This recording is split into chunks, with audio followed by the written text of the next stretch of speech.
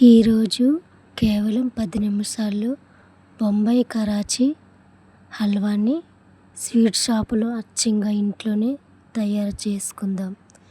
దీనికి కావలసిన పదార్థాలు: కార్న్‌ఫ్లోర్ మనం నీటిలో కలుపుకొని చాలా పల్చగా కలుపుకోవాలి. పల్చగా కాదు, కొంచెం మీడియం సైజులో కలుపుకోవాలన్నమాట. కలుపుకొని పక్కన పెట్టుకోవాలి. వడకట్టుకోవాలి. ఏమైనా గడ్డలుగా ఉంటే పోతుందన్నమాట, సాఫ్ట్గా ఉండడానికి.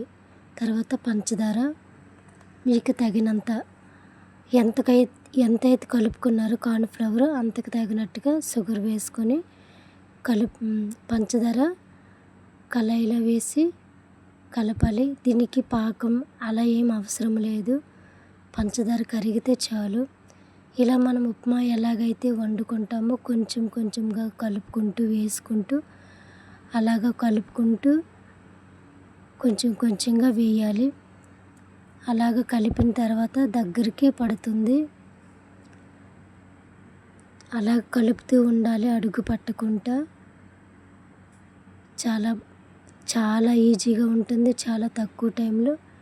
కొంచెం నెయ్యి వేసుకున్నాను నేనైతే. మీకు వద్దనుకుంటే దాన్ని స్కిప్ చేసేయండి. నేను నెయ్యి వేసుకున్నాను.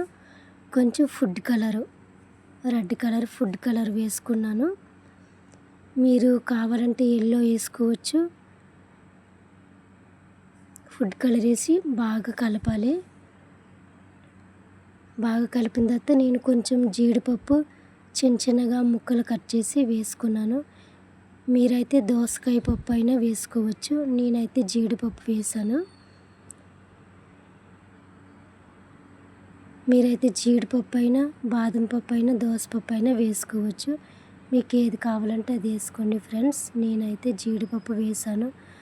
చాలా అంటే చాలా బాగుంటుంది. చిన్న రిక్వెస్ట్ ఫ్రెండ్స్, నా ఛానల్ కొత్తగా చూసినట్లయితే ప్లీజ్ సబ్స్క్రైబ్ చేసి ఛానల్కి సపోర్ట్ చేయండి, లైక్ చేయండి.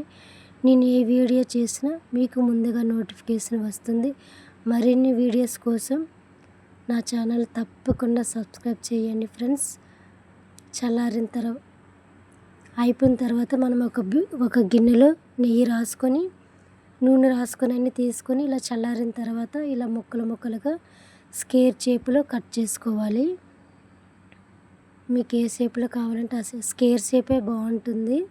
ఎందుకంటే స్వీట్ షాప్లో కూడా ఇలాగే కట్ చేస్తారు కదా. చూసారు కదా ఫ్రెండ్స్, చాలా అంటే చాలా సాఫ్ట్గా, నాకైతే చాలా నచ్చింది. మా పాప చాలా ఇష్టంగా తిందనమాట. మీరు ఒకసారి ట్రై చేయండి, ఎలా వచ్చిందో నాకు కామెంట్ చేయండి. నెక్స్ట్ మీకు ఏది కావాలో నాకు కామెంట్ చేస్తే నేను వీడియో పెడతాను ఫ్రెండ్స్.